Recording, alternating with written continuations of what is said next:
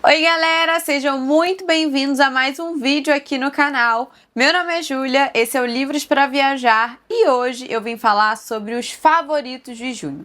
Então se você quer saber mais, vem comigo.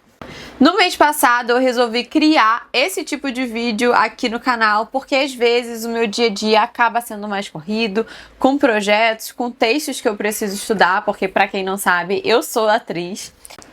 E aí eu resolvi fazer um vídeo nesse formato, porque às vezes eu faço resenhas separadas, mas dessa maneira eu consigo trazer os destaques do mês sem esquecer de ninguém.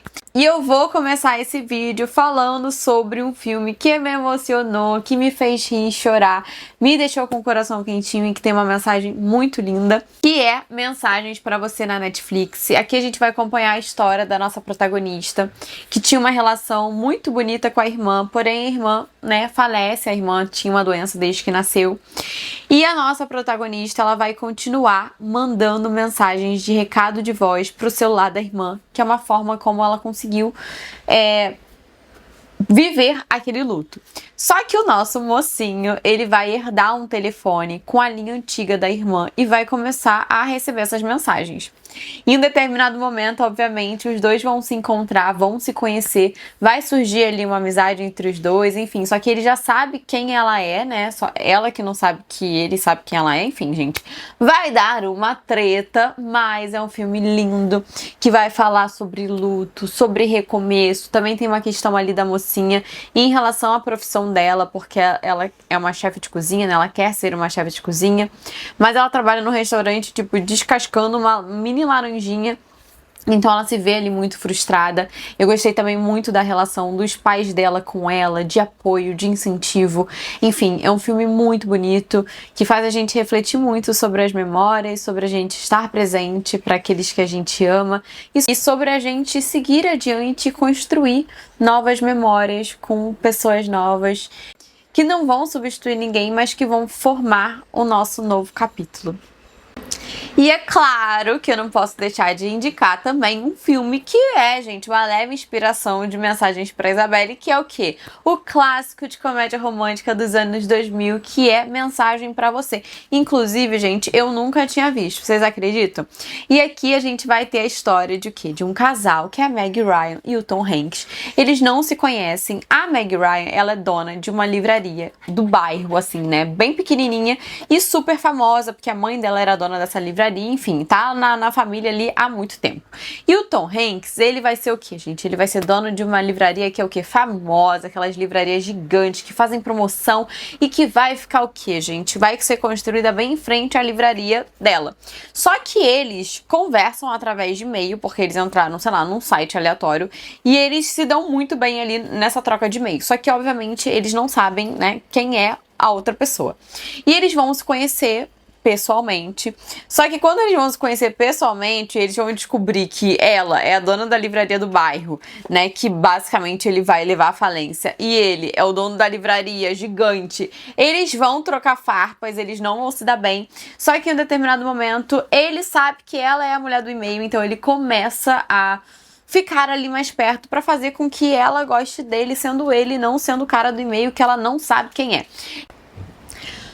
Obviamente, a gente sabe como que isso vai acabar, mas é um romance leve, divertido, típico ali dos anos 2000 e, gente, é um clássico, então vale muito a pena você assistir, caso você ainda não tenha assistido. Pra finalizar a lista de filmes, eu também vou indicar o novo lançamento da Prime Video, que tá em top 1, gente, com um elenco altíssimo nível, que a gente tá falando o quê, gente? De Hugh Jackman, a gente tá falando do cara de Succession, a gente tá falando da mulher de The Bear, a gente tá falando de quem mais? Do cara de Uma Ideia de Você, Vermelho, Sangue, Branco, Azul, falei errado, enfim, vocês entenderam. Que é o que, gente? As Ovelhas Detetive. É uma mistura de Knives Out com Zootopia, com Brilho Eterno de uma Mente Sem Lembranças, em que a gente vai acompanhar, literalmente, gente, ovelhas desvendando um caso de mistério. O que vai acontecer é que o pastor delas, que era o Hugh Jackman, e sim, gente, ele era muito fofinho, ele cuidava das ovelhas, ele lia Agatha Christie para as ovelhas. E daí, as ovelhas, elas, né, tinha lá todas as ovelhas, mas tinha uma ovelha em específico, que era a Lily, que ela sempre desvendava quem era o assassino antes de terminar o livro. E o que vai acontecer é que o pastor delas, o Hugh Jackman, ele vai ser assassinado e as ovelhas vão se reunir pra o quê, gente? Pra solucionar quem foi que matou o pastor delas. E aí tem esse clima de Knives Out, porque a gente vai ter ali, né, na cidade 5 suspeitos, né, e quem foi que, né, matou a pessoa. A gente tem a questão dos Utopia, porque a gente afinal vai ter o quê? Bichos tentando desvendar o mistério.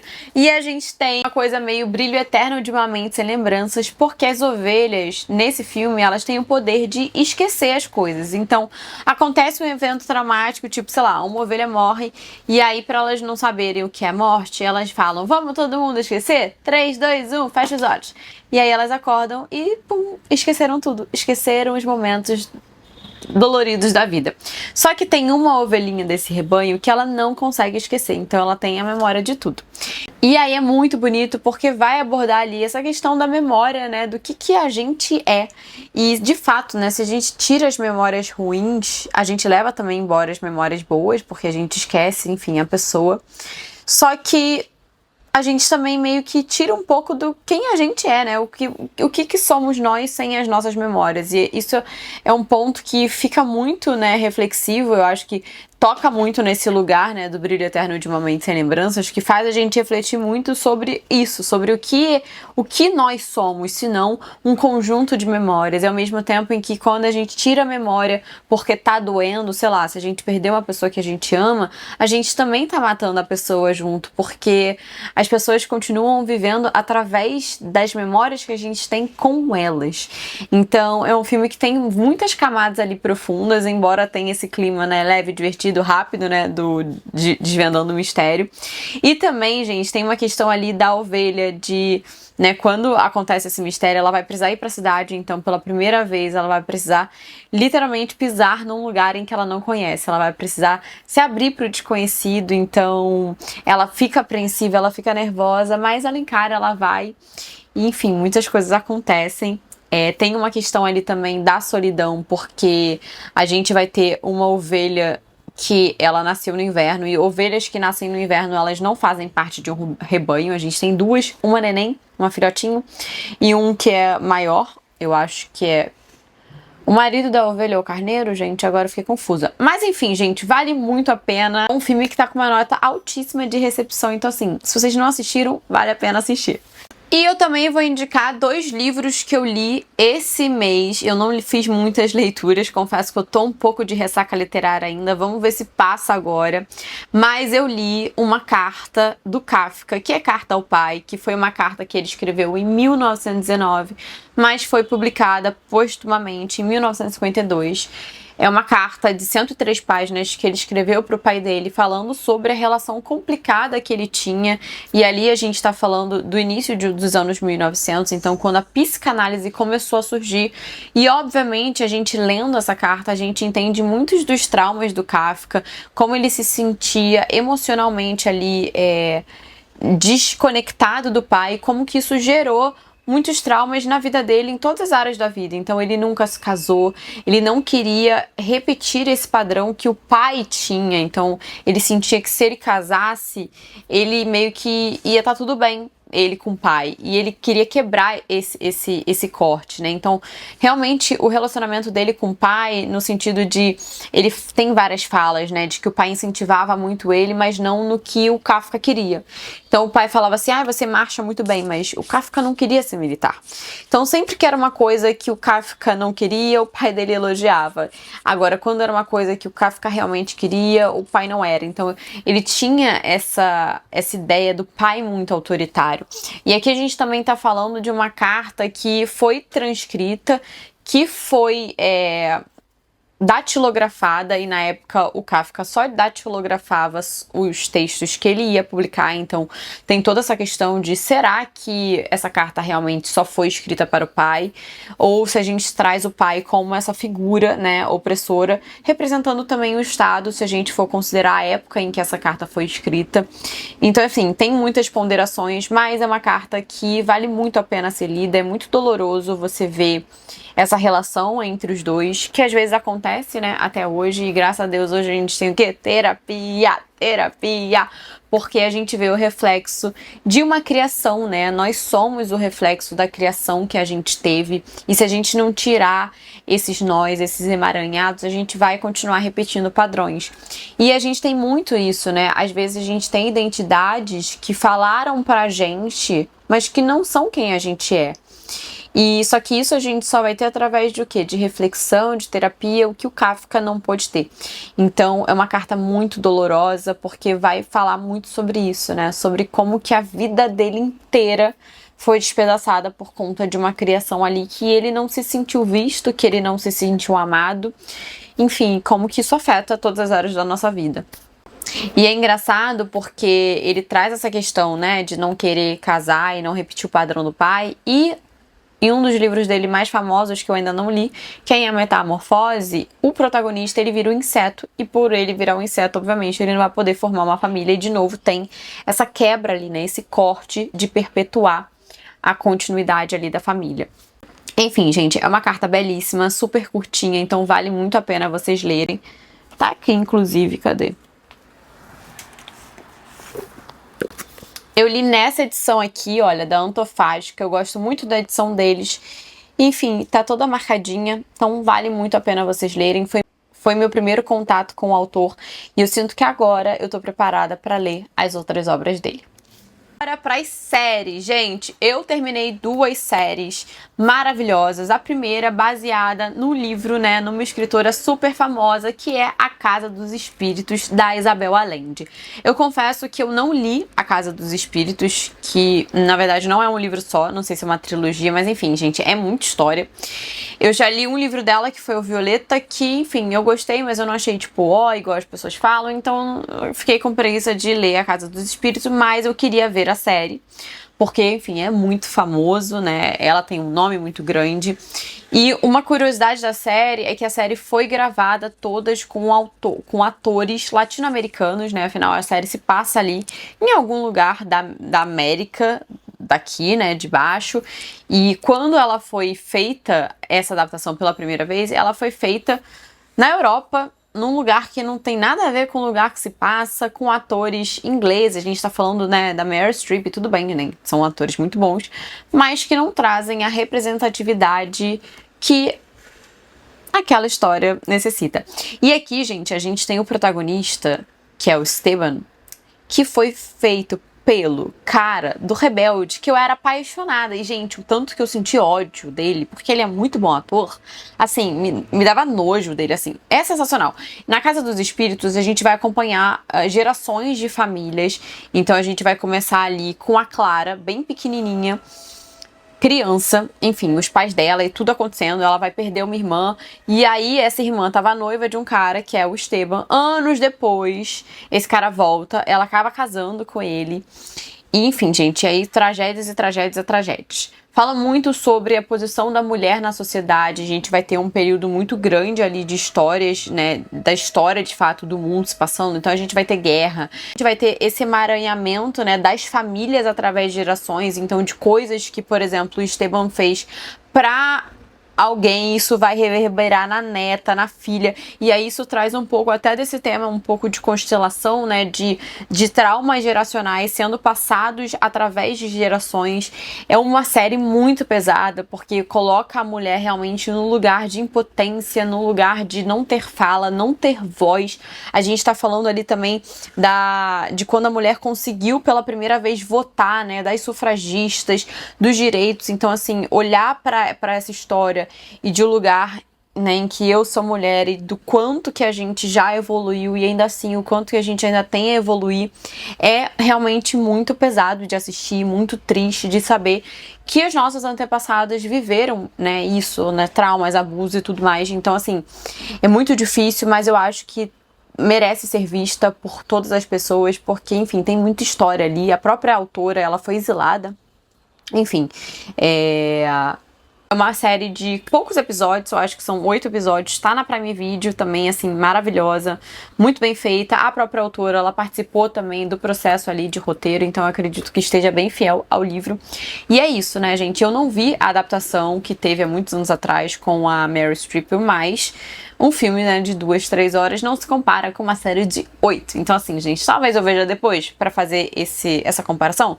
Talvez eu veja, mas fica a minha dica aí de vocês. E aí tem esse negócio da Casa dos Espíritos, por quê? Porque a Clara, que é, né, a nossa protagonista ali, que vai começar criancinha, vai virar mãe, avó, etc. Ela tem uma questão ali de ela sabe quando as coisas vão acontecer. Então ela tem uma clarividência. Enfim, aí a Casa dos Espíritos, depois vocês vão entender porquê, mas ela tem um pezinho lá nesse mundo espiritual. E aí coisas vão se desenrolando e ela escreve no diário também tudo que vai acontecer. E ela fica sem falar também, assim, por mais de 10 anos por conta de um trauma que aconteceu. E a partir disso ela começa a escrever simplesmente tudo que passa na vida dela e tudo que ela descobre na família e tudo mais. E aí, enfim, a neta dela vai herdar esses diários da avó pra fazer algo com isso. Enfim, gente, sério, vejam. Falando sobre traumas geracionais, eu também não posso deixar de indicar a minha série, uma das minhas séries favoritas da vida, que é Uma Nova Mulher.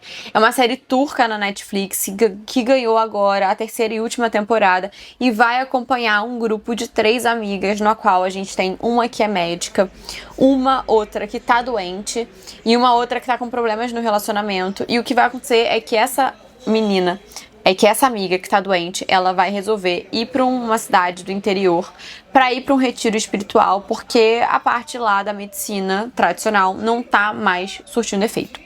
As amigas dela vão juntas nisso, a nossa protagonista, que é a médica. Ela não acredita, ela chega nesse retiro que, né, vai rolar constelação familiar, que pra quem não sabe, né, enfim, é uma maneira de você ver como que os traumas, né, enfim, de pais, mães, avós, que estão ali no emaranhado da sua família, eles meio que ficam em você até você dar um basta e quebrar esses ciclos. Então, num primeiro momento, ela é muito cética em relação a isso e depois ela vai começar a ver realmente isso surtindo efeito tanto na vida da amiga dela quanto nela mesma quando ela começa a fazer. Enfim, gente, então muitas coisas vão acontecer. A 1ª e a 2ª temporada, basicamente, eu chorei em todos os episódios. A 3ª, eu confesso que não foi tão impactante pra mim quanto a 1ª e a 2ª, mas ainda assim tem muitos ensinamentos, porque traz muito essa reflexão do que a gente é, né, dos traumas que acontecem na nossa vida, como que ele fica no nosso corpo, né, e de maneira presente. Às vezes não adianta a gente só falar em relação, né, à terapia tradicional, claro que é super importante, mas às vezes a gente precisa fazer algo a mais energético, num pezinho ali espiritual, porque realmente a gente não tá aqui à toa, a gente não tá aqui sozinho, tem toda uma linhagem que vem antes da gente e às vezes vai ser a gente que vai quebrar padrões que não funcionam mais, padrões que já são obsoletos na nossa família e que a gente não quer deixar para a geração seguinte. Tem uma frase muito bonita do Bert Hellinger, que foi quem criou a constelação familiar, que ele fala, né, quando uma mulher se cura, ela tá curando também todas as gerações anteriores e todas as que virão. Enfim, gente, é uma série belíssima, inclusive com um elenco, gente, maravilhoso de bonito. Então, assim, só gente bonita, entendeu? Então, assim, é um colírio também pros olhos. Tem muito essa questão da psicologia de Jung, enfim, do que nós somos, senão os nossos pensamentos e, né, tudo que a gente pensa tá através das memórias que a gente tem.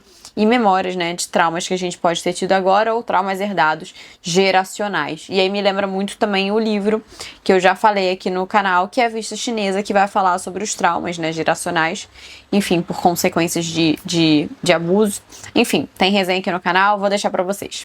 E pra finalizar esse vídeo, eu também li uma peça de um autor que ganhou o Prêmio Nobel e que é referência no teatro do absurdo, que é o Samuel Beckett, e uma das peças mais famosas dela, se não a mais famosa dela, que é Esperando Godot. Aqui a gente vai ter a história de basicamente duas pessoas que estão à espera de Godot. E elas passam a peça inteira esperando. E aqui a gente tá falando de uma peça que foi escrita no pós-guerra, que tem um texto que muitas vezes ele não faz sentido, ele é repetitivo, mas que ele tem passagens que fazem a gente refletir muito. Principalmente no sentido de O que a gente está esperando da nossa vida? Muitas vezes a gente fica esperando, né? Ai, quando eu me formar, quando eu tiver a minha casa, quando eu tiver a minha família, daí eu vou ser alguma coisa, sei lá, feliz, etc. E às vezes parece que a nossa vida é uma eterna espera. E a espera de Godot é justamente isso. É refletir quem é o Godot na sua vida. Porque na verdade a vida é o aqui, é o agora. E eu me coloco até dentro dessa reflexão, porque às vezes eu fico muito ansiosa, querendo que as coisas aconteçam, né? E aí quando eu te conquistar isso, então a minha vida vai andar. Mas fica de novo, né? O que é o Godot? Porque eu, por exemplo, eu nunca mais vou ter a idade que eu tenho. Eu nunca mais vou ter 32 anos. Então, não deixa eu caminhar nesse lugar, né? De quem eu estou me tornando. Deixa eu aproveitar essa jornada, porque é isso que é a vida. É a jornada. É uma peça também super rapidinha de ler, mas que vai trazer também muita profundidade. Depois eu quero fazer um vídeo só sobre essa peça aqui. Mas depois me contem qual foi o seu favorito de junho. Não esqueçam de se inscrever aqui no canal, assim vocês me incentivam a produzir cada vez mais conteúdo. Não esqueçam também de curtir esse vídeo e já compartilha com quem você sabe que tá precisando de quê, gente? De uma dica boa, seja de série, filme e livro. E é isso, beijos, obrigada e até o próximo vídeo. Tchau, tchau!